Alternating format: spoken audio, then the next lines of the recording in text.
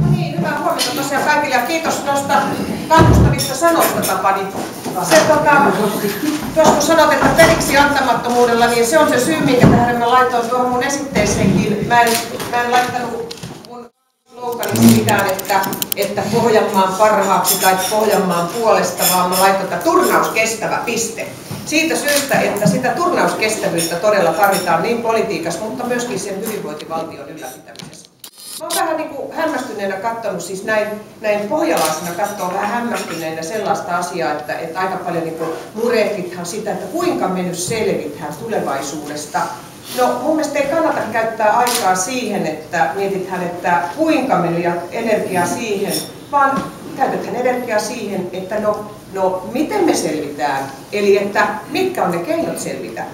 Ja sitten se, että Suomi on ollut monissa pyörteissä, ajatelkaa sotien aikana, on jälleen rakennettu uudelleen tämä maa. Meidän veteraanit ja se kotirintamalla olevat perheet, niin ne rakensi tämän maan uudelleen. Ja sitten meidän tehtävä on säilyttää se. Meidän tehtävä on säilyttää se hyvinvointivaltio ja hyvinvointivaltiona. Ja mä en ollenkaan epäile, etteikö sitä pystytä pitämään. Nyt vaan joku haluaa lietsoa sellaista, että joo, nyt on niinku ihan kauheat ajat, että nyt on niinku vaarana murentua tämä hyvinvointivaltio. Se on meistä kiinni se, minkälainen tulevaisuus meillä on. Ja pohjalaisella sisulla ja se sellainen pohjalainen ajattelu mun mielestä auttaa tässä asiassa, että totta kai eteenpäin mennään, periksi ei anneta, pahimmistakin on selvitty. Ja jos loppuviimeksi on se aika erikoista, että aina ennen vaalia on epäily, että hyvinvointivaltio jollakin lailla. Koko ajan me tehdään sen eteen työtä, että hyvinvointivaltio säilyy. Ja mä sanon, että se on tekoja.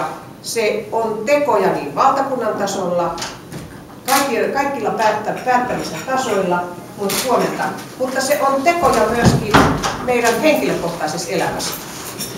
Nimittäin hyvinvointivaltio on niin hyvä valtio kuin me itse voimme siinä.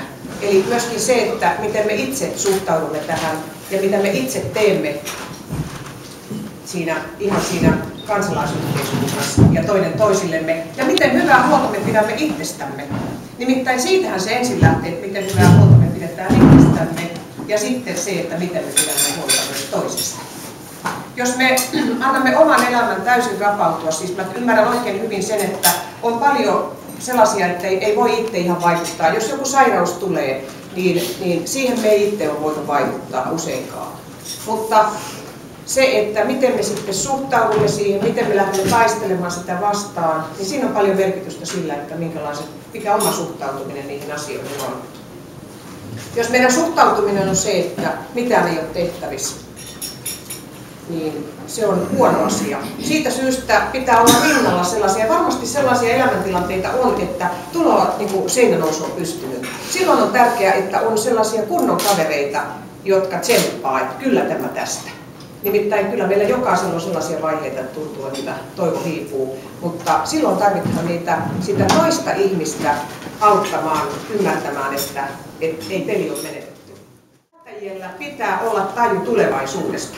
Jos me eletään vain 1 vuotta kerralla tai 1 hallituskausi kerralla, niin ei se auta, vaan meidän pitää katsoa siihen tulevaisuuteen. Esimerkiksi sosiaali- ja terveydenhuollossa meillä suuret ikäluokat kun jää eläkkeelle, meillä tarvitaan paljon väkeä sinne. 200 000 on arvioitu, 200 000 uutta työntekijää tarvitaan vuoteen 2025 mennessä. Kaikki nämä pitää ennakoida tänä päivänä. Ei pidä ajatella jo, että no se seuraava hallitus hoitaa. Niin ajatelkaa nyt esimerkiksi mun tilannetta. Mä koko ajan mietin, mulla surraa se, että mitä pitää vielä tehdä. Mulla on kuukausi aikaa tätä pestiä. Niin en mä voi ajatella, että no joo, seuraava hallitus hoitaa tämän, että mä nyt kysyn siellä mun kömmänässä siellä ministeriössä, että ei tässä nyt ole enää mitään tehtävissä. Totta kai on tehtävissä. Jokainen minuutti pitää käyttää, jokainen sekunti pitää käyttää siihen, että me saan eteenpäin näitä asioita ja näitä hyviä asioita, mitä me on ajanut. Eli mitä päättäjiltä edellytetään? Ennakointitaitoa ja uskallusta tehdä niitä tekoja. Mä oon ollut pettynyt siihen, että esimerkiksi tällä kaudella ei ole uskallettu tehdä sitä muutosta tähän sosiaali- ja terveydenhuollon rakenteeseen, mihin Tapani Mäkinen tuossa viittasi. Eli meillä oli, kokoomuksella oli hyvä malli siitä, että miten voidaan rakentaa tätä eteenpäin, ja se ei kelvannut meidän kumppanille. Ja se, että no ei sitten, mutta se, että se on nyt kuitenkin tehtävä sitten joka tapauksessa seuraavassa hallitusohjelmaneuvottelussa on päätettävä se.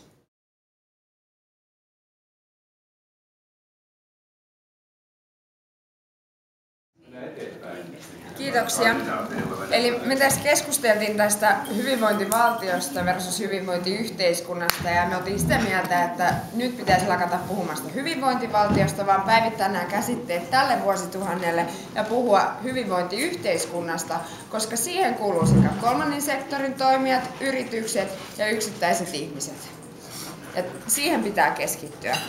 Sitten mitä valtio ja kunta voi tehdä, niin tarvitaan ketteryyttä byrokratiaan ihan paikallishallinnon tavalla ja joustavuutta palveluihin niin, että me voidaan tuottaa fiksummin niitä. Kunnan ei tarvitse tuottaa välttämättä kaikkea.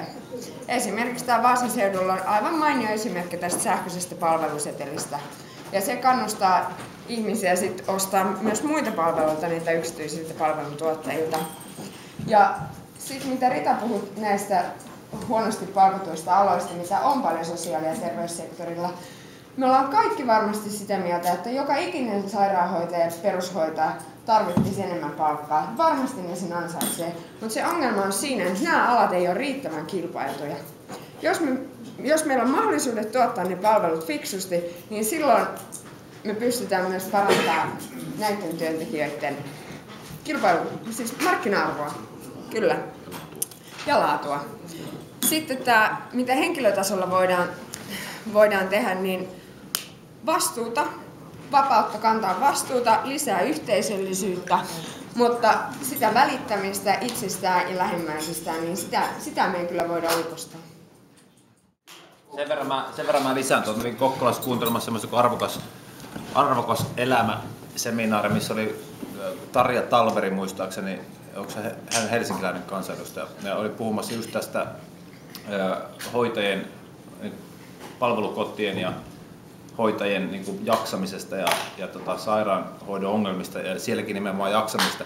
Mikä mua huolestutti kaikista eniten siinä koko sen, no ensinnäkin mä oon 36-vuotias kohta, niin mä olin seuraavaksi nuori oli ehkä 66-vuotias siellä, että sen verran se kiinnosti niin kuin nuorempaa porukkaa, että se oli ihan täysin sitten niin kuin vanhempaa porukkaa, ketä se kiinnosti. Mutta siellä ei kertaakaan otettu 3 tunnin aikana, aamupäivän aikana sitä esille, nimenomaan tätä niin kuin vastuuta omista lähimmäisistä, omasta perheestä ja siitä, että se pitää lähteä sitä itsestä, vaan siinä niin kuin käytännössä oltiin vaan sitä mieltä, että kun meillä on kaikki asiat niin huonosti.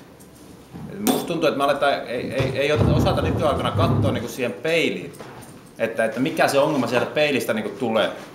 Se lähtee itsestä, se lähtee siitä, että sä pidät itsestä huolen, pidät omasta perheestä huolen ja sukulaisista. Ja se vaan pitää lähteä. Mä oon 8 vuotta asunut Keski-Euroopassa, niin se taso siellä, millä niin kuin omia sukulaisia, miten niistä pidetään huolta, on niin kuin huomattavasti isompi ja parempi. Ja siitä se mun mielestä lähtee.